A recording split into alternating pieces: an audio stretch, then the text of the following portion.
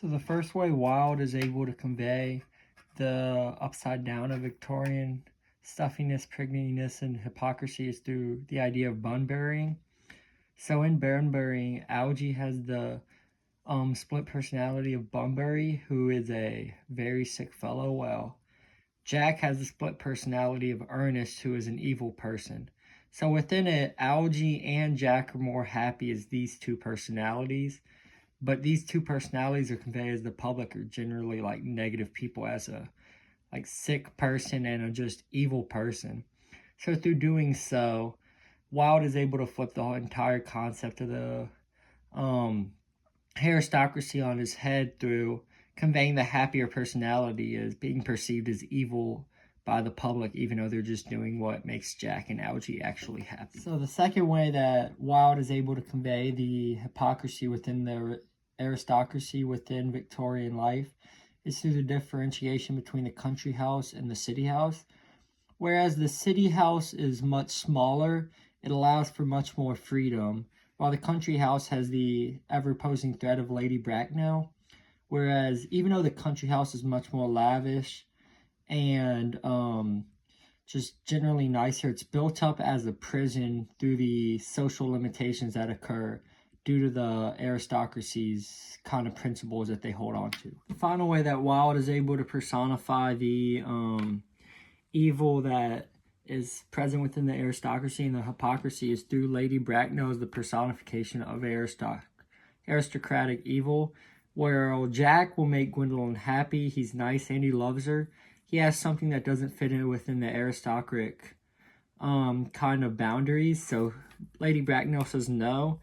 And then in order to kind of like personify the evil within it, the second money becomes offered, she's instantly going to turn her tune to maybe, and even eventually yes, and encouraging it by the end of the text. So now we're moving on to the second theme about love in the pursuit of marriage. I perceive it as coming in with three obstacles, with the first one being the name Ernest.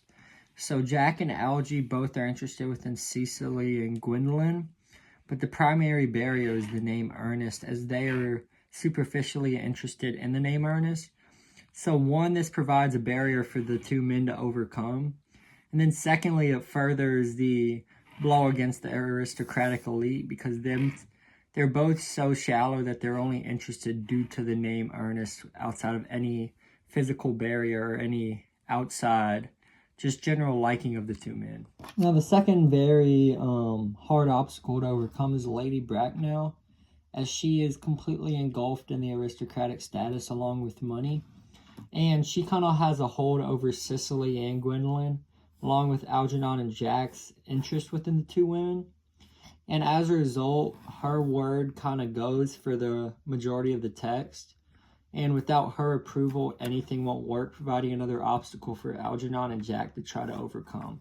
One fact that becomes essential to note throughout the story is that Gwendolyn and Cicely both serve as mirror characters along with Algernon and Jack, where it becomes essential to realize that Gwendolyn and Cicely both have fairly similar actions along with Algernon and Jack, and this allows the obstacles for Algernon and Jack to overcome in order to obtain the two women to be eerily similar, showing just how that love will conquer all and how love will endure all, because they're both able to achieve the two women through constant work and constant attempts to. The final obstacle the two characters face is the confrontation at the country house, where both the women realize that their name's not Ernest. And the confrontation, it serves 2 points. One, it provides another major obstacle for the men to overcome in order to obtain the love of the two women. And secondly, it shows the religious affiliation that occurs with the aristocracy, where even religion becomes blended in with the individualized goals of the privilege and of the traditions, where the two men are willing to use religion in a serious religious event just to earn the name Ernest, which is a superficial title that both the women use to kind of idealize the two men. And then furthermore, the christening shows the men's true willingness to pretty much get with the women and endure all in order for love. The ending of the text further caps off this aristocracy and the negatives, along with the hypocrisy with it, as all four characters are able to get with the significant other that they're interested in, but still the name Ernest hangs over Jack and Gwendolyn, as Jack is able to become earnest, and even he ends the book by saying he realized the importance of being earnest, which is purely just a superficial name. Furthermore, Jack and Algie are forced to become further entrenched within the aristocratic system, as they have to kill off their bun-bearing personalities of Bunbury and Ernest.